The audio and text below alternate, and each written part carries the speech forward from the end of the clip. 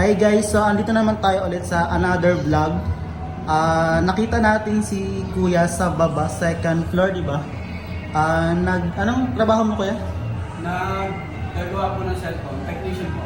Technician siya. So, nakita ko siya, so napadaan ako. So, invite ko siya na mag-guest sa vlog natin for today. Interview lang about sa sarili niya at sa iba pa. So, pwede kang alam mo pangalan mo? Ako po si Jan Irene Malia Epilio po. Ilang taon ka na? 70 years old. So, taga saan ka ba talaga? Doon po ako sa Santa Rosa. Taga dito ka lang. Pero saan ka lumaki? Saan ka pinanganak? Sa Santa Rosa din po. Santa Rosa din. So, taga dito ka? Ilan kayo magkakapatid? 5 po. 5? Ilan babae sa magkapatid? 2 po. 2? Tapos, ilang taon ka na ngayon ulit? 17. 17. Ano natapos mo? Grade 11 pa lang po. Grade 11? Ngayon po, nag-work student po. Working student? Anong araw ba yung pasok mo? Ang pasok ko lang po ay 3 araw lang po sa isang linggo. Anong mga araw yun? Monday, Lunes, Martes, Huwebes po. Pero face-to-face na kayo, hindi ng modular? Face to face po. Face-to-face. Anong school mo? Dito lang din po sa Balibago. Senior high, di ba? Grade 11. Grade 12 po. Pero kailan ang vacation yun? Yung iba kasi nag-vacation, na kailan yung sa inyo? Wala. Wala pang vacation. Anong mo pala, yung tinatawag na strand mo? ABM po. ABM. About din yung electronics, di ba? Hindi po. About Business. sa business yun. But parang Accounting. taliwas sa trabaho mo. Hindi po. Ang kukunin ko po talaga dapat na strand ay YUMS. Mag-aano po ako, mag-criminology. Criminology. Opo. Tapos yung strand mo, ABM ba? Opo, napakalayo po. Malayo naman sa sa magiging gusto mong Anong year ka nag-umpisa na mag working student? Ito po nagka-pandemic. Hindi po, simula na. Hindi matagal-tagal na rin, mga 2 years na. Opo. Pero okay lang naman dyan sa trabaho mo pag may pasok ka. Opo, ano po. Tapos pag after ng school mo, pumupunta ka dyan. Opo. Pero kakilala mo yung may-ari niya? Kuya po siya. Kuya mo mismo, kaya pala okay lang. Kaya po. Pero may sahod ka din? Opo. Or wala na? Yan. Meron naman. Ilang taon na kuya mo? Third. May asawa na rin. Opo. By the way, single ka ba or taken na? Take it. May girlfriend? Meron po. Ilang months na kayo? Bago pa man yan po. Ito naman, wala pang months. Wala po. Ito naman personal question. Ilang taon ka nung tinuli ka? 11 years old. 11 years old. Elementary ka pa lang nun. Grade 5. Grade Grade 6. 5. Pero, kumbaga, ilang taon ka, kumbaga nakaranas ng about sa 16. anong unang experience mo sa sex, sa babae or sa third gender? Babae. Sa babae. Ilang taon ka nun? 16. Opo. Ano yung girlfriend mo? Opo. So, pwede bang malaman kung ma-experience ka na ba sa third gender? Wala ka pang experience. Pero, ka naman, friendly ka naman sa mga bakla or mga third gender? Hindi ka friendly? Hindi po. Pero po, meron po pinakaibigan na bakla. Pero po, ang niya po sa akin, pag-aharap po yung sa akin na lalaki. Ano siya, parang... Kumbaga, pag sa labas, bakla siya. Pero pagka siya, lalaki. Ano yun, kapitbahay mo na o kababata? Kababata. Kababata mo. Pero hindi siya showy na bakla or showy talaga? Sakto lang po. Nakadepende rin po sa akin. Pero friend kayo? Opo. Alam niya? Alam mo na bakla siya. So, ilang taon na siya? Kaidaran mo lang din. Maganda po sa akin. Siya lang ba yung ano, kakilala mo or friend mo na, barkada mo na bakla? Marami po akong barkadang bakla. Hmm. Pero may times ba na inaya ka na rin ng mga bakla? About saan? Hindi ka... Respeto po nila ako. Kasi po, ang pinaka-ano po talaga, unang-una po sa lahat, hindi rin naman po nakakit magkaganon. Alam din naman po nila ako galing. Never ka pang nabastos ng mga third gender?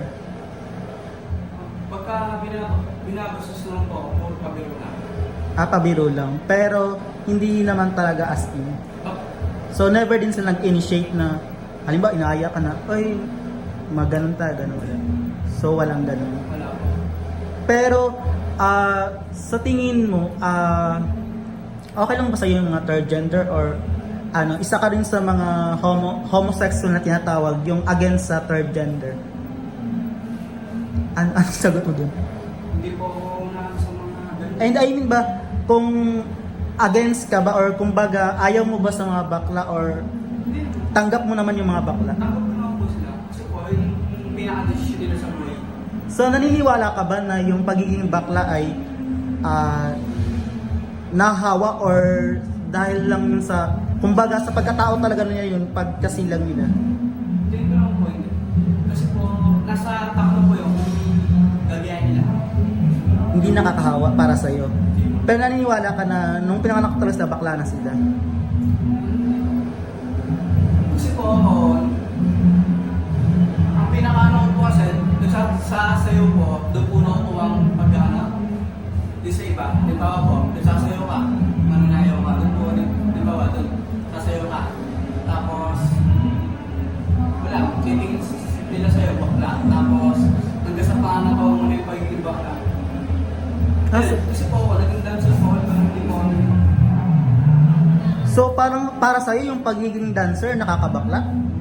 Hindi naman po. Kumbaga, yung dancer po, kung ano po yung pinaka ano niya sa pagsasayaw. Halimbawa po, ang sayaw din po yung parang Bakla. Pambakla. Eh po, doon po nila nakukuha yung pagiging. I mean naman sa ano, sa kumbaga sa emotional, yung pagiging halimbawa ano, pagiging pusong babae nila. Sa tingin mo na ano, nakakawa lang sila or ganoon talaga yung pagkatao nila Nasa kanila po. nasa kanila rin? Pero hindi ka naman against. Anong galit ka ba sa mga bakla na halimbawa ay yung nagta-transgender, kumbaga nagiging babae sila, nagpapapalit sila ng anyo, okay lang sa'yo? Okay lang naman po sa akin. Kasi po, hindi naman po totally friendly ako kung halimbawa, magkikita, halimbawa po ba yan? Makasalubong, gano'n. Tapos biyakan sa'yo, wala na. Yung parang may silang mga baklago na parang, uy, ayan, ayan. Grabe na. Anong reaction mo kumbaga halimbawa may nagsabi sa yung bakla, ang pogi naman niya, halimbawa inano ka, pinupuri ka ng mga bakla, na-try mo na yung ganun? Lagi po. Lagi. Pero, papasalamat ko naman. Pero hindi ka naasar pag inaasan. Halimbawa, kasi di ba may mga pabirong bakla na, pogi mo naman, dax kasi ka ganun-ganun. Hindi ka naman naasar. Hindi naman po. Kasi po, doon sa sinabihan po ako ng gano'n, syempre, naging lumalakas din love ko para sa mga sinasabi. Sa bagay, attractive ka nga physically. Kasi kanina, napansin din kita. Kaya nga, di ba, in-invite kita mag-guest sa vlog ko. Kasi, karamihan ng mga nagiging guest ko ay may mga spark talaga. Eto naman, bukas ka ba na magmahal ng bakla or hindi? Hindi para sa'yo. So parang, pero hindi ka naman ilag sa kanila pero hindi mo kayang magmahal ng... Kasi po, nung time niya, may nanliligaw po sa akin bakla. Ayun po, yung tropa ko ngayon. Yun ang hinaligas, nagkagusto sa'yo. Anong reaction mo nung nalaman mong may gusto siya sa'yo? Umiwas ka ba? Iniwasan mo siya? Hindi naman. Ano nga? Ayun po, nakakasama ko po siya. Kaya nga, pero nung unang sinabi niyang may gusto sa'yo, anong reaction mo? Wala naman po. Hindi, I mean, anong feelings mo? Hindi ka ba nagalit? Hindi ka ba nagtampo dahil tropa kayo tapos Hindi nagkagusto? naman po, kasi po, ang crush po kasi paghanak. Tapos anong sinabi mo lang sa kanya nung sinabi niya may gusto siya sa'yo? Sabi ko sa kanya, pre, hindi naman tayo pwede, pre. Yun ko, hindi naman tayo pwede, pre. Pero parang loorin natin sa isa't isa eh. Nagkaka- Parang magkapatid lang naman din tayo, sabi ko. Anong reaction niya? Hindi ka na niya kinulit. Hindi naman niya po ako pinukulit. Kumbaga, umamin lang po siya, pero hindi naman po siya marunong mga. Pero hindi rin siya bastos na bakla katulad ng iba. Napakabait po niya, promise. Pero nagkainuman na kayo. Opo. Pero hindi siya wala siyang mali siya pagdating sa... Wala po, napakabait niya. Pinaka-the best na best friend sa kanya. Ano yun? Ilang taon na siya? 18 po. Ay, halos magkaidaran na kayo. Opo. Ayun pinaka-mabait sa buong buhay ko. Napakabait.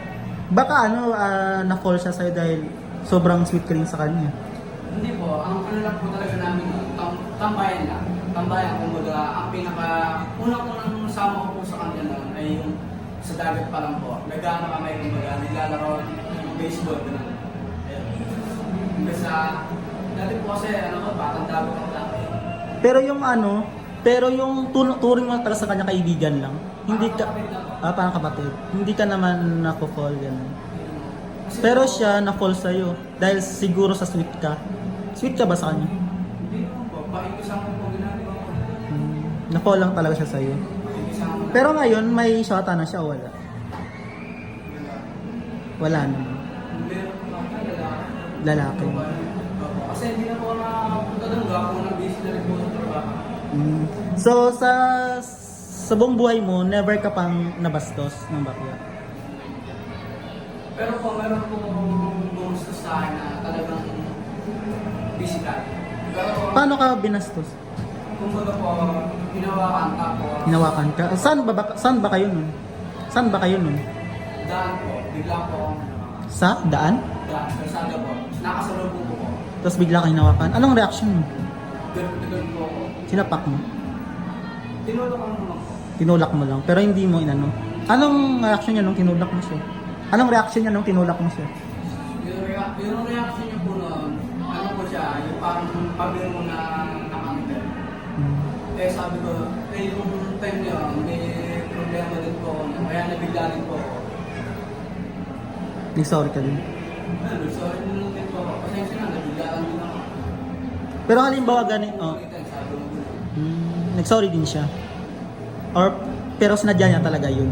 alam ko po sinadya niya, pero humingi na lang din po ako pasensya. Pero halimbawa, may mag-offer sa'yo na pag-aralin ka na bakla. Pero ang kapalit, may mangyari sa'yo. Willing ka ba hindi? Hindi ka mag-ano. Kahit, So, bukod sa big girlfriend po ako eh. Ayaw ko na po ng ganun. kahit offeran ka na pag-aralin ka. Kahit ano po yan. Kasi po, yung bagay na bibigyan niya sa akin, kikitain ko rin po yun. Kikitain ko rin po yun. Ayun po ako sa akin po yun.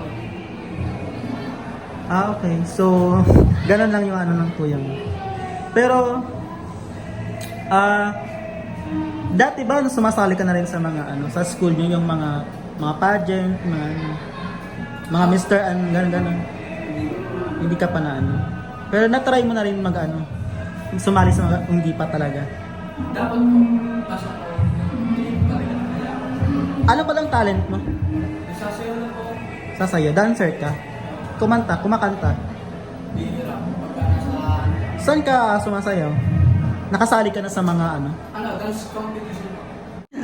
Anong mga tema ng sayaw niyo yung parang Ano po, hip-hop. hip-hop?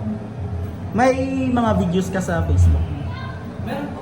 Pwedeng malaman yung Facebook account mo. Opo. Kasi mga social media accounts mo. At yun na lang po sa Facebook po. Sa Facebook. Then Irene Tumali FB po. Oh, Then tapos? Irene Tumali na lang po. Pumali, parang familiar. TikTok, meron ka. Meron din po. Ano pa? Ano pa ibang social media accounts mo? Okay lang po. Yun lang. Sige. So, ito naman. May konting pa-games tayo. Huhulaan mo lang yung last digit number ng peso bill. Pag mahulaan mo, sa'yo na. Okay? So, start tayo. Eto. Ayan. Anong last digit number to? 0 to 9. 9 Last number? Oh, last digit number. 6. Tama ba yung hula niya? Tignan natin. Mali. Okay, next tayo. Ito naman, 50 peso bill.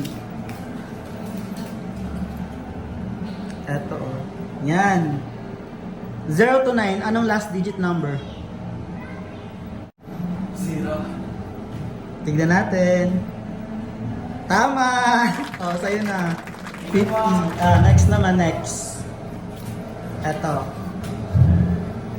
Next is, eto guys, tignan mo. Ayan. 0 to 9, anong last digit number? 1. Mali. Muntik na tumama. 20 peso bill. Ayan yung last digit. Oh. Walaan, 0 to 9. Anong last digit number? 5. Ha? 5. Mali. Ito guys. Next is yan. 0 to 9. Anong last digit number? 0 net. 0? Tama! Maswerte ka sa 50 ah. Okay. Yan na guys. Ito. Next is ayan guys. Yan. 0 to 9. Anong last digit number? 0 net. Hindi kita naman Mali. Ito, last na.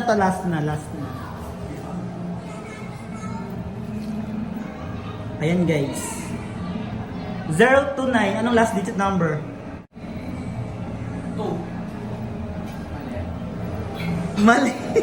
6 yung tamang sagot. Oh, okay. So, congratulations to, ano pangalan mo ulit? Diyan ay rin po. Magkano na panalo? 100 lang. So, nasa almost 8 pesos. So, thank you sa time. And pwede mong i-invite yung mga viewers natin para i-follow or i-like ka sa Facebook mo. Hi guys. Ako ang pala sa Jan Idol ng LFP na pa-like and subscribe ng YouTube channel Family dito. Tsaka yung Facebook page mo. Tsaka rin po ng Facebook page ko. Oh, last na ito. Last bonus na katanungan. Ang gustong malaman nila is, ducks ka or jutes? Pantay. Pantay.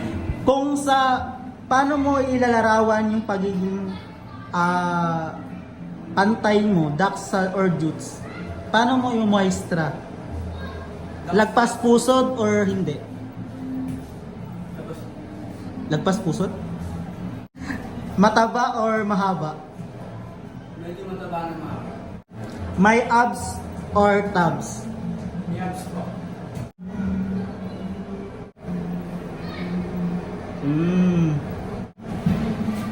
Ayan guys. Mukhang ducks nga siya. So, thank you sa ano. Ay, by the way, bago tayo matapos, last natin na scene is photoshoot. Okay lang masaya, kahit saglit lang.